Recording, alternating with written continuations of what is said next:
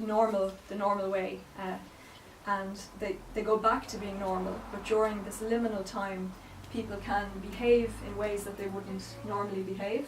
So I'll come back to that in terms of dressing up and playing tricks, and also the cracks in time. Well, there's different ways of interpreting it, but both these times, Samhain and Bealtaine, are associated with otherworldly beings or spiritual beings, whether it's the dead at Samhain or fairies at Bealtaine. And we can't really tell for sure, but it may have been one and the same, that the dead were the fairies further back in the Celtic cosmology, or way of understanding the world.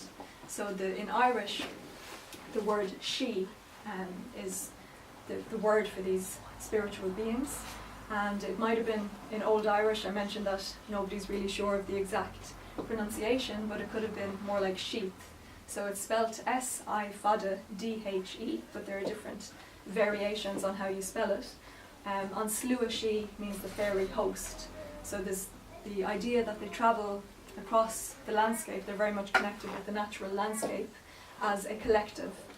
And in much later time period than this ancient feast Samhain that I've been talking about, in the later folklore collections there are many stories, many legends of people ending up in this other world of the fairies, but meeting a dead relative there.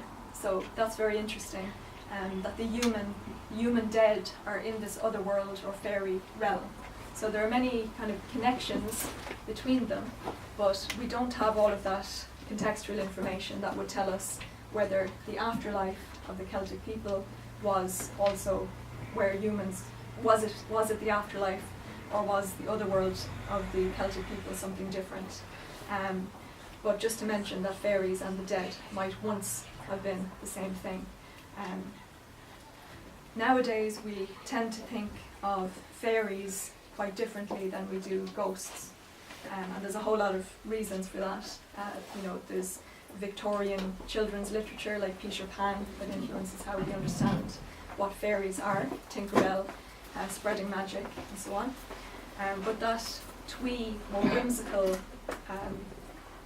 stuff about fairies is not in the traditional Irish belief system. So I'll just tell you a little bit about fairies, because it's strongly connected with Halloween, but as I said, most people tend to think of them as different things. So the fairies, we say fairy because Ireland was colonised and people started speaking English, but the word fairy has all kinds of associations with that whimsical, kind of more light-hearted side of life that wasn't found in the Irish tradition, at least not the same kind of magic and enchantment as is found in the Irish lore and beliefs. So the fairies, as I mentioned, are very strongly connected with the landscape, the natural terrain, and places like particular caves and rocks. It's believed that fairies, the Sidhe, live in these places, but also with what are called fairy forts, which is the colloquial name for ring forts. And ring forts are archaeological remains of dwelling places that were, some of them date back to the early Christian period, but some of them are much older, going back to the late Bronze Age. And in the mythology, which was written down by Christian scribes in medieval times, so there are different collections of texts. So some of them, are 5th century going right up until the 12th century. And so you can imagine ancient festivals and beliefs and so on that weren't written down until medieval times. So even over that time period, understandings would have changed. And then you have Christians writing down a pagan cosmology or belief system. And on the one hand, it's great that they wrote it down because we wouldn't have these texts otherwise. But the scribes that wrote the stories down, they put Christian endings in the stories, and they changed certain things about the old gods. So again, it's very hard to try to piece all those things back together to understand the ancient festivals or anything else about the ancient world. But in the mythology, these mounds on the landscape are mentioned. The forts are also called she. So the word she has 3 different meanings. So it means the fairy beings themselves, the she, an slua she. And then you have another meaning to mean the mounds on the landscape. And then there's a third meaning for like the quality of life in this other world or spiritual realm. So in some accounts, the mythological descriptions suggest that this other world is a very peaceful, harmonious place where people don't get sick and they don't age, but it's unclear whether it's to do with immortality or not.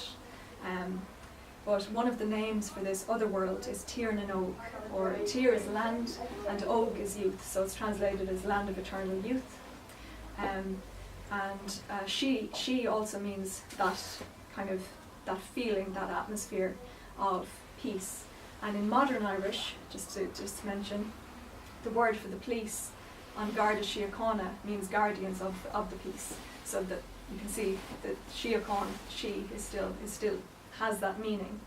But anyway, in the mythology, it says that these mounds on the landscape, open up at Samhain, and that the she can come out and mix with human beings.